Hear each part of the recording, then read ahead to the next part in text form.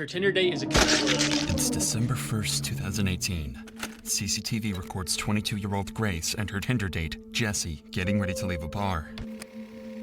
Grace and They Jesse. just met a few hours ago, but already they're about to head back to his place. From the outside, everything seemed to be going perfectly well. So well, in fact, that soon after they could be seen heading to a nearby hotel and up to Jesse's hotel room shortly they after. finna fuck. Nobody could have expected that this was the last time Grace would ever be seen alive. Bruh. Oh. The next day happened to be her birthday, and nobody was able to reach her all day. That's and the fucked. same was true. That's fucked. Very unfortunate. That's an L-ass fucking date, bro. That's an L date and even worse birthday. Holy fuck. Dying on your birthday? That's rough. Even days after, it was like she disappeared off the face of the earth. How did that liver Her friends and taste? family quickly This reported is her something missing, Espresso would never but to did no before. avail. Meanwhile, Jesse was recorded on CCTV out and about, going up and down the elevator, Kill a carrying person or cleaning go on a supplies, date? and what appeared to be Because a no, I've never gone on a date suitcase. before. What do you mean by Suitcase that? with contents that would shock everyone to the core. Ugh. And what's even worse, the killer had another date lined up. And if the cops don't intervene and What? arrest him, I just skipped past that. He got another date lined up? Bro is just fucking collecting bodies. this girl, as Fucking in well a as hotel. countless I hate others, you. could fall victim to this very same man.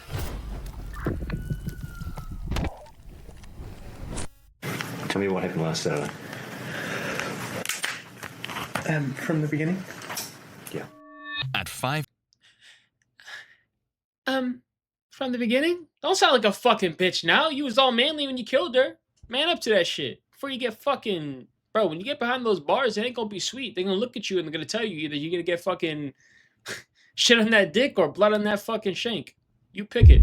:37 p.m. on December 1st, both on both. 2018, Grace, who just finished a backpacking journey from England to New Zealand, leaves her hostel to meet Jesse. Meanwhile, Jesse is having pre-date drinks at a local bar, downing several beers before the date begins. Nah, In fact, son, yo, listen to me, both, all fucking everybody in this chat, right? If you guys are going on a fucking date anytime soon, or any point in time in your life where you're gonna go on a date and you show up and motherfucker is just slamming back beers or drinks or shots, man or fucking female, they're just pulling this shit.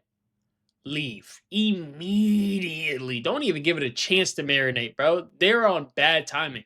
is having pre-date drinks at a local bar, downing several beers before the date begins. In fact, as he leaves the bar, you can still see at least 4 empty bottles sitting on the table. They meet in a popular spot where there's plenty of people, making Grace feel safe while she meets her date for the first time. But Okay, well, not to be a dickhead because I know how this kind of ends because they spoiled it in the beginning, but W, on the behalf of meeting up in a public place, that you should absolutely do that if you are, especially if you're a woman going on a first date with a guy. But on the second hand, where did we go so wrong with taking precautionary measures? Is it like fucking on the first night or like going back to, like, you know what I mean, in the first night? Maybe that's obviously kind of where that goes fucked up, because like, how do we be so safe here and then kind of just like let all of our guard down and then just end up now you're on the news, you know? this will be a false How do sense we of prevent security, this? as Jesse has no plans to try anything untoward in public. He's going to wait until they're alone. Suspecting nothing, Espresso goes on dates with men. He knows, listen to him. Grace accompanies Jesse to a bar where they drink together for over an hour before they head for a Mexican bar at 7:15 for more drinks. And yet another bar named Bluestone Room around 8. I don't know. Is Mexican really the play for a fucking first date, though? Like, if y'all ever went on a first date and you guys are like, yo, you know what would be great right now?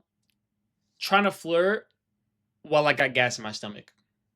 While I probably need to take a shit in the next couple hours. What the fuck? Mexican on the first date? That's wild. But I mean, to be fair though, I'm not like, we're not in the fucking movies though. Beer and tacos hit, yeah, regularly. First date though, I don't fucking know. We're not in the movies where like you take a bitch out to like a nice fine and dine, fucking, you know, 5-star Italian joint. You're not doing all that. Me personally, you know, I've never really been on a first date, but I'm saying hypothetically, I'd probably go like ice cream or some shit. I don't fucking know, but like a Mexican place, I'ma fuck you if you don't shut the fuck up and play the vid. 8:30 p.m. This will be where Jesse tries his luck and sees if he can get a little closer to Grace. At 8:54, they share their first kiss. This is when Jesse takes a trip to the bathroom and where Grace sends her very last message to anyone, telling her friends that it's going amazingly well and that she just clicks with him. But hold on. The pictures of both of them, right, side by side, Jesse looks like a fucking dork. Like a pure fucking loser, just drinking a shit ton of beers. I'm sure he's all fucking sweaty. Bro's on the bigger side. And I forget her name already. But, like, she looks pretty calm. She looks like not like a psychopath, not a crazy person, not somebody who should be attracted to a fucking loser. So, like, how do they click this well? They don't look right together. That's what I'm saying. She looks like a nicer human being, and he's just like a piece of shit. So well. Sure, he might not She's be probably acting like excited one to spend the outright. night with a man that she genuinely But, like, likes. She could have had no idea I'm that just lost. instead he was about to Like, end she looked like she has a father. That's like the best way to describe it, I guess you would say, you her know? life in one of the most horrific ways possible. The next morning, Grace's phone See what I mean? This looks like the perfect fucking just normal, happy-go-lucky, lived an average-ass life woman. I don't have a father. Yeah, neither do any of us. You're not special, bro. Get over it. starts to receive a ton of That was messages. insensitive. It's her birthday, and there are plenty of friends just who wanted to want let to you know send you're her not their alone, best bro. wishes. Each and every one of these messages goes unanswered. The first sign that something is wrong is at 8 a.m. when Jesse enters the very same elevator, this She has a Credit Karma hat. She deserves to die. time on his own, throwing the camera a suspicious glance. Oh, he's if you ugly think he's as just fuck. getting the He dead ass looks like an ogre, bro. And he sounds like a bitch. Can we go back to the what? birthday Fuck girl up. a morning coffee, then think Skinny again. ass jeans. During that night, Honestly, woman, let this be your fucking warning, right? If a guy wears some skinny ass jeans and he just looks like a fucking douchebag, and it's like, oh, like there's a few different ways of looking like a douchebag, and it could be like, oh, you calling him a douchebag just because he's like better looking than you and like kind of like buff? No, he's a douchebag because he's fat, wearing skinny jeans, and he has like a shitty ass hairstyle. Jesse killed Grace by strangulation. Low and now key he's going to smash. try Never and do mind, she had a everything he Credit Karma can hat. to cover up his crime, and he needs to do it quickly because he's already got another potential victim lined up. By 8:07 a.m., Jesse is in town and about to start the most eerie shopping trip possible. He starts at the warehouse yeah, on woman, stay away Elliott from those Street, fucking where skinny he buys jeans. a suitcase that he plans to hide Grace's body in. He checks out the width and depth of the suitcase to make sure it'll fit her, so he can dispose of her body before anyone can catch him. Then, 25 minutes later, he makes his way to Hold up, that's actually fucking, that's so grim. That's so disgusting. Bro's actually looking at each fucking suitcase. Holy spitball. Holy fuck. That's gross. Yo, y'all just got fucking squirted on, bro. Hold up. Y'all good? Y'all alright? My fault, guys. My balls. Chewing my balls maybe squirt. Pause. No, really fucking just actually grim as shit. Looking at each suitcase, seeing if trying to figure out like in a 4-dimensional way to see if this woman he's about to hook up with, her body can fit in there. That's fucking wild. Oh my fucking god, he's evil. He said, this looks like she gonna fit. That's fucking crazy, bro. another store, where he buys a number of cleaning products that will be used to clean up the murder scene. Then he returns to his apartment for a number of hours, reappearing at 10:42 a.m. before he jumps in a taxi and Apex car rental where he rents a car. But it's what he does next Oh wait, that did I jumps just see in a taxi. Yep. Shitty ass tribal skinny ass jeans. Woman, I'm trying to tell you the character builds you need to stay away from. Oh, that's not every tribal and not every skinny jeans. Damn near. Listen to me. What makes you think, like, you know when's the last time I wore skinny jeans? Motherfucker, maybe when I was 12. Probably younger. That's some young kid shit. That is some young boy shit. If you're a grown-ass man still wearing skinny jeans, bro, get the fuck up out of there. Get him the fuck up out of there, bro. He is also still a young-ass boy inside of his head. His body not a young-ass boy, but inside his head he is. And he don't know what the fuck to do to himself. All this prepping and still got caught. I'm saying, you sprayed me, daddy. Next stream, I'm pulling up a fucking towels, bro. Some wet wipes. And Apex car rental where he rents a car. But it's what he does next that's truly And shocking rents a and car. puts pressure on the cops So to this discover shit was like really premeditated. Not like he knew her or just rubbed him off the wrong way. He was like, yeah, once I get on this date with this bitch, I gotta kill her. Like, why? Doesn't matter who it was. And he was planning on going on to the next. And solve his murder as quickly as possible. As Grace's body lies in the apartment, Jesse goes on a date with another girl he'd met on Tinder. Given that he has all the equipment ready to hide one body, it's speculated that he planned this to be his second victim of the day. As he arrives at the bar, Jesse is wearing exactly the same clothing that he wore the night before, possibly the same clothes that he wore when he killed Grace. We are not sure whether Kempson was as pushy in his initial messages to this girl, but what we do know is that the conversation he struck up with her during the date not only brought up some major red flags, it downright terrified her. Allegedly, he wanted to talk to her about where to hide a dead... Especially you're trying to grab a coffee on Saturday. Sure, bro, we'll grab a fucking coffee on Saturday. What kind of brain rot shit are you saying, bro? You said this to JoJo the other day in Discord too. What does that even mean, first of all? Second of all, if I saw this guy, like, I really wish I could see a lot of these people who, like, get these dumbass women. Sorry, not all women are dumbasses, but, like, some of them can be. And how do you fall for this shit? I feel like my intuition is just way too high through the roof that I'm not going to look at some fucking man-child wearing skinny jeans with a shitty tribal tattoo that's just ugly as shit and think, yeah, I possibly want him to bone me. I'm going to let my guard down. Never in my fucking life. I feel like I'd just, like, sit there and just watch him talk the entire time. Like, yeah. What else does your delusional ass think? Just, I can't, I don't think I can. I'm trying to fuck. That's what that means? Trying to grab coffee on a Saturday? Is that what that means? Trying to fuck? When the fuck do those two things correlate? Coffee on Saturday and fucking. Body from the police. Right away, the date is over, and this girl's instincts may have just saved her life. Thank you. It's hard to imagine the horror that she would have felt when she learned the truth about the man she just walked away from. Certain that he likely had the same fate lined up for her as he did with Grace. At 8:56 p.m., we can see Jesse carrying a piece of equipment back to his apartment. More precisely, it's a carpet cleaner, and he's going to try and use that carpet cleaner to try and remove any trace of Grace's presence at his apartment. He's even got 2 bottles of cleaner in his hand, making sure he's got enough to get the job done. 30 minutes later, and we're greeted with the product of all his hard work. He's about to try and hide the body. He reappears in the elevator with a trolley carrying several luggage bags, one of which is the suitcase that he'd bought earlier that morning. Yo, serial killers are so fucking weird, bro. Like, the way they think blows my mind, right? They really be on some weird shit where it's like, ah, man, I fucking hate women. They ask for so much. Like, oh, man, I'm done with these bitches always nagging in my ear. Yet they'll jump through fucking loops and hurdles to try to not get caught. They literally have to do the most to try to not get caught. Like, you're literally fucking up your next week or even 2 weeks in advance to just completely backtrack to everything you've done.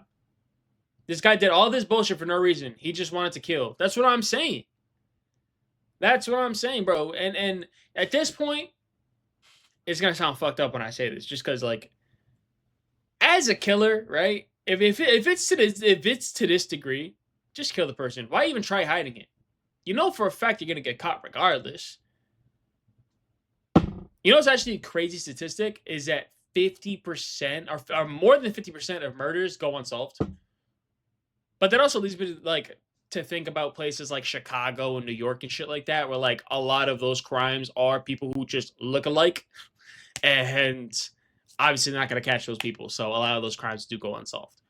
That's what I think. Like, that's where my head goes to kind of that kind of shit. Can we, I don't know, play the damn video? It's way too heavy to carry, as inside is Grace's dead body. Of course, he can't walk through the streets with this amount of baggage, which is exactly why he hired the rental car. Minutes later, he's loading the rental car with all of the baggage, ready to make the next move in his attempt to cover up this murder, hiding the body in a place he thinks no one will find it. Is that actual footage? Oh, no, this must have been them, like, getting the body. In his attempt to cover up this murder, hiding the... Okay, so this is them recovering it or something. I was like, did he have 2 other people fucking help him? Body in a place he thinks no one will find it. The next morning at 7 a.m., Jesse buys a shovel and heads back to his apartment, where he collects some clothing to take to the dry cleaners, destroying more potential evidence of his crime. But he's not done there, as he stops off at a random trash can, tossing a large trash bag inside. Then Jesse takes his rental car for a deep clean, paying particular attention to the rear of the vehicle, where he had stashed the suitcase containing Grace's body. And with that, his work was done.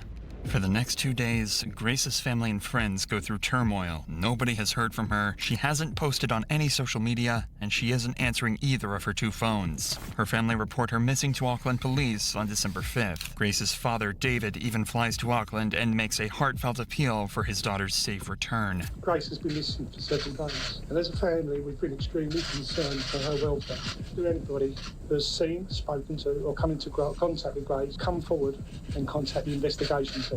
With so much media coverage at the time, Jessie likely saw her father's appeal, and yet the family's pleas went unanswered. But Auckland police are about to use various methods to track Grace's last movements and find their main suspect in her disappearance. They're able to find out she was on a date with a mystery man, and after poring over hours of surveillance footage, they find the last person she was with, and track him back to his apartment. Yeah, I'm not gonna lie, woman. I don't care what relationship you have with your mother or father. If you are lucky to have one of them in your life, or even both of them, you should definitely tell them when you are going on a first date. I don't care how old you are. I don't care how young you are, how old you are. I don't care if you think you're a grown-ass woman and you're 40 and your father is 70. Tell him, "Hey, Dad, just wanted to let you know I'm going out on a date with this guy. First date with this guy." That's all you need to know, because there's no wondering where the fuck you've been. It's, "Hey, I haven't heard anything from you in the last 24 hours max." I feel like even 24 hours is a stretch, right? Because if like she says that at like 8 p.m. and then by 8 p.m. you don't get it like a next day, you don't get a touchback. Yeah, no, it's over. I'd be asking at like 12, like noon to like anywhere between like noon to like 4 or 5. If I don't hear anything prior, yeah, I'm going down there checking out the scene myself. Because why the fuck is my daughter wearing a Credit Karma hat? Damn. What's your beef with Credit Karma, bro? But yeah, no. I don't give a fuck how old you guys think you guys are. Let somebody know. Let somebody who will actually gives a shit, and don't tell any of your dumbass homegirls who don't know shit. Because then what are they gonna do with that information? "Oh, you're a date with this guy, okay." And then like you guys don't even talk that frequently anyways, so it's not like she's gonna be like asking or like harassing you the next couple of hours. She's gonna assume it's just normal. At 3 p.m. on December 5th, the cops turn up at the City Life Hotel, but they almost miss their man as he eyes them in the lobby when he approaches the front door. Jessie thinks if he casually strolls away, he won't be noticed, but these eagle-eyed cops don't miss a trick and quickly apprehend him before he can make an escape. At this point, the smartest thing for Jessie to do is to own up to his crime, maybe try to play it off as an accident and face the consequences. But he's not going to do any such thing.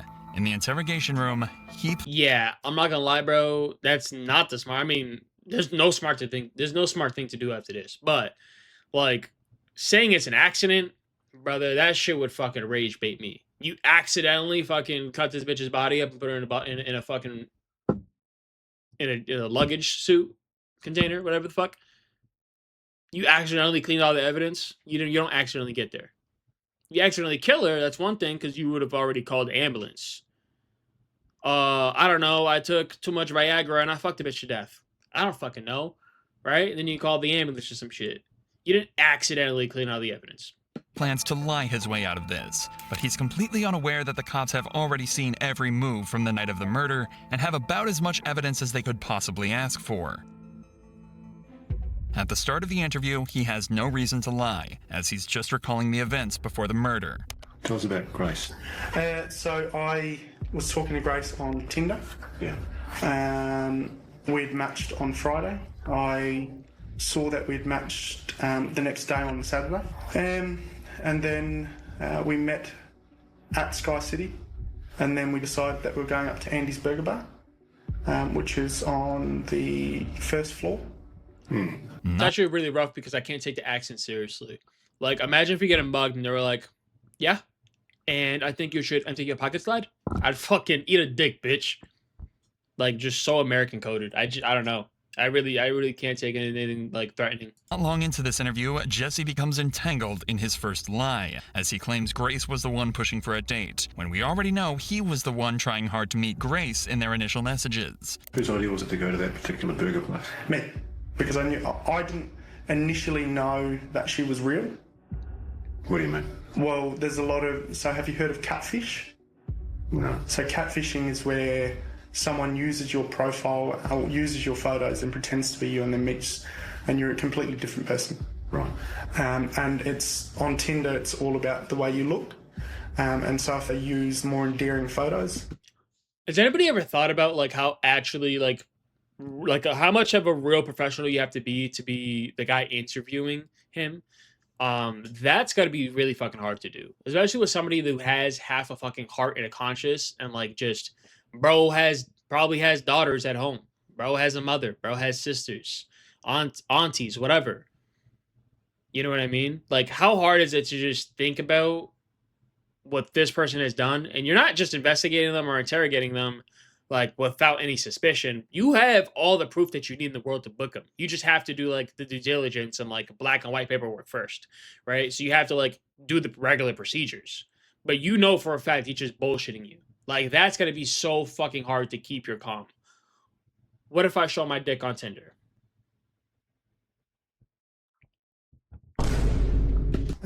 You're more likely to swipe for them. Okay. Yeah. How does meeting in a public place sort of protect you from meeting someone who's not as good looking as... Well, there's security there. So if she wasn't who she said she was, at least in my mind, I'd feel safe. When Jesse is confronted with evidence from surveillance cameras, he continues to lie, digging a hole for himself that he's going to struggle to escape from. No.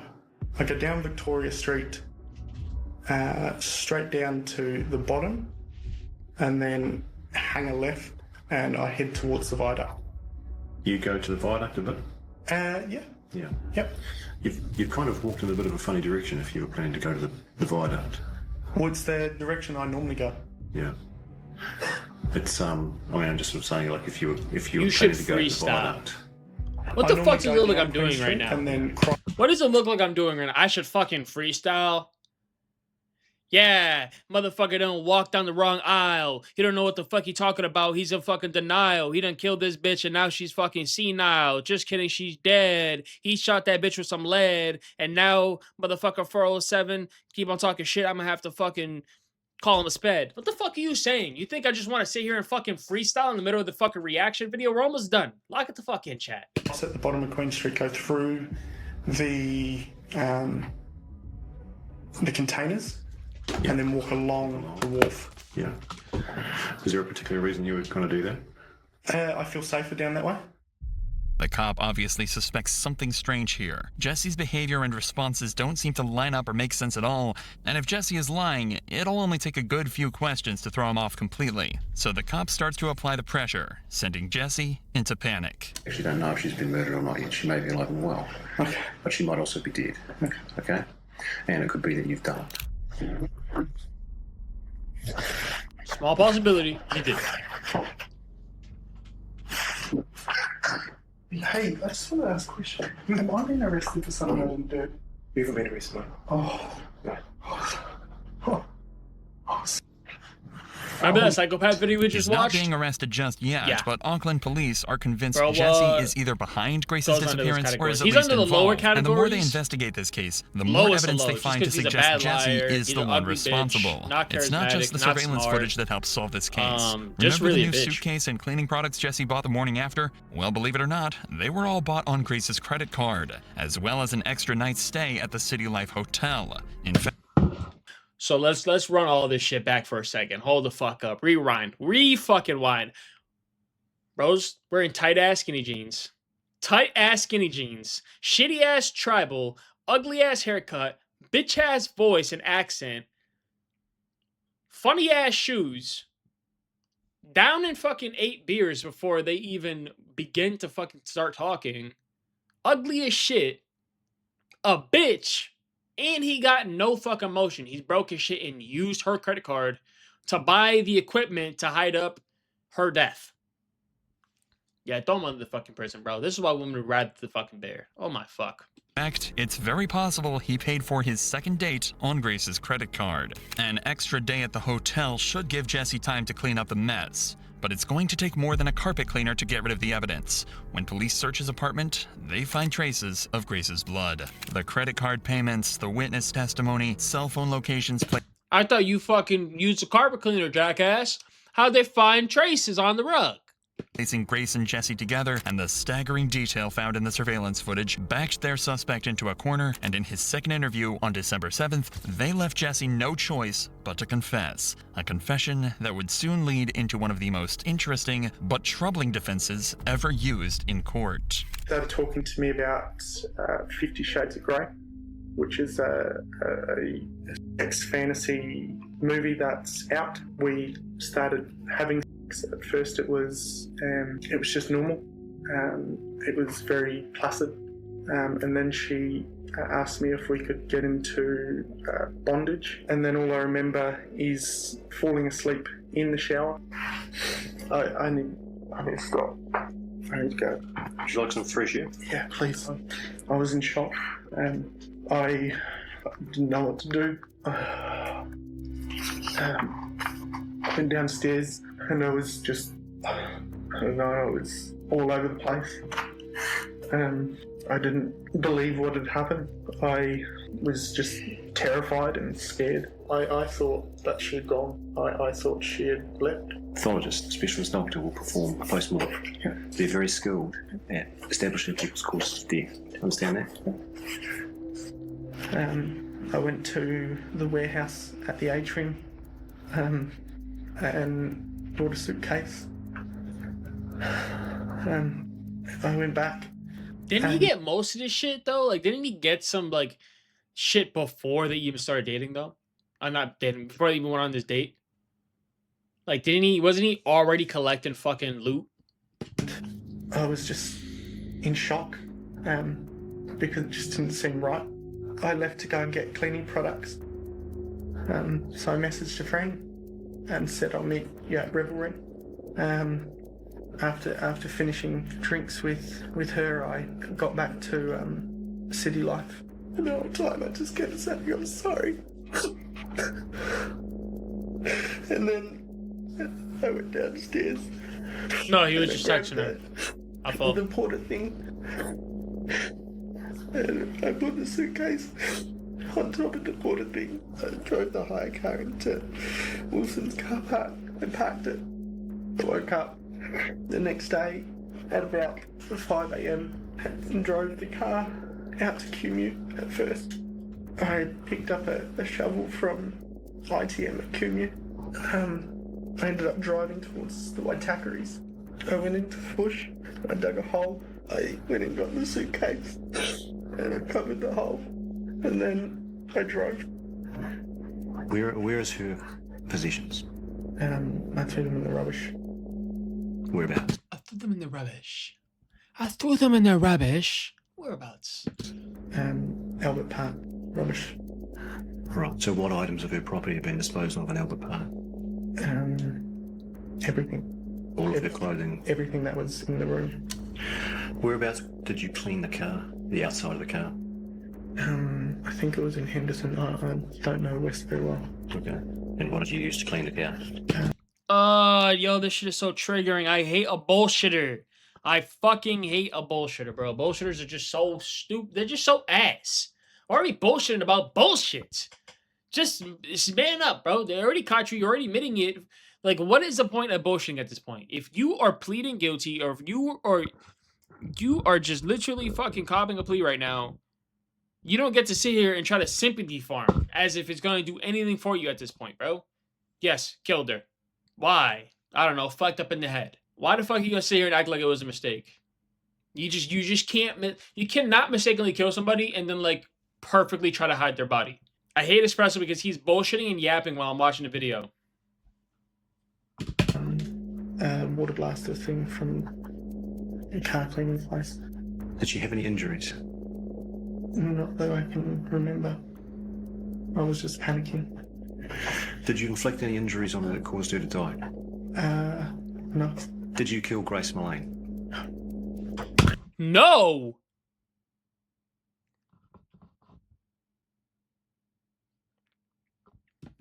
Okay. And you're under arrest for for the murder of Grace Malone on or about the 2nd of December. You understand? Yep. Did you intend to cause her death? No. Are you ready to take us to where she is? The media called it the 50 Shades of Grey defense. The idea is that someone may consent to being harmed during intimacy knowing the dangers involved. If they made no indication to stop, then it would be seen as an accident, and the person responsible shouldn't face a murder charge. But this defense has always been seen as more of a scapegoat, used with no indication to being harmed during intimacy defense. Ready to take us to where she is? Listen up, The chat. media called it the 50 Shades of Grey defense. The idea is that someone may consent to being harmed during intimacy knowing the dangers involved. If they made no indication to stop, then it would be seen as an accident, and the person responsible shouldn't face a murder charge. But this defense has always been seen as more... That's such a weak defense, though. Like, you just aren't allowed to use that as an actual reason. Oh, I want you to choke me. But I'm really strong. I don't want to fuck around and kill you, right? Choke me harder, choke me harder. Choke me harder, daddy, choke me harder. Which is, you know, some people hear it, some people don't. I know you guys can't relate, but like some people do. But the thing is, right, to a certain degree, you gotta know whatever they're asking for is a level of danger where you just cannot give it to them. Like, if you own a gun and somebody asks you for your gun, you cannot give it to them. You should be held accountable. What the fuck are we talking about? Hey, I'm feeling suicidal. Can you get me to the top of the fucking Twin Towers? You probably aren't allowed to bring me to the top of the Twin Towers after me saying some shit like that. more of a scapegoat, used by lawyers to try and get their defendant off with a lighter sentence, which in this case would be manslaughter. This doesn't change what happened after Grace's death, and the disturbing series of events uncovered during the investigation. From December 1st, the day before the date, all the way to December 7th, cops found Google searches made by Jesse looking for a place to hide the body. He'd also taken photos of Grace's body before and after he packed her into the suitcase. They found Grace's body on December 9th, 2018 in the Waitakere Ranges just outside of Auckland. It was determined that she was strangled and had bruises on her arms and chest consistent with being pinned down. In New Zealand, there is no such thing as first-degree or second-degree murder. All charges are treated the same, carrying a life sentence. That meant there was no investigation into the premeditation. All that mattered was if Jesse killed her or not. It was that simple. Jesse maintained his innocence, but was eventually found guilty, and on February 21st, 2020, he was sentenced to life in prison with a minimum non-parole period of 17 years. After his trial, 2 more women came forward and claimed Jesse had sexually assaulted them after they met him on Tinder. He was found guilty on those charges as well, Let's see. adding another 11 years to life added to his... Look at him, he's such a fucking dork. Just fucking look at his bitch ass face, son. Oh my god. Oh my fuck. Like, genuinely. Yo, can you... Why are you in my way, son? Real shit. If I'm making a fucking video, you know what? Tell them. Tell them to hit this button right here, right? Psst, psst, psst. Hit that, John. Sorry, kitty meow meow in the way. He looks like a... Yo, I can't say that, bro. I can't say that. You know who owns YouTube, bro? Stop saying that. Yeah, look, he looks like a fucking dweeb, bro. Like, man, some people need to grow just fucking... Their chakra or some shit, bro. Real shit. You gotta, like, really fucking... I hate this shit, bro. I have a daughter, bro. I'm teaching her fucking... Kung Fu, MMA, shoot, fucking Glock, pew pew, something, bro. Because this shit ain't happening, bro. Real shit. That was a good video. What the? Who made this shit? Dr. Insanity? Yeah, that's the stuff in it. Like, I like that. I like that. WW.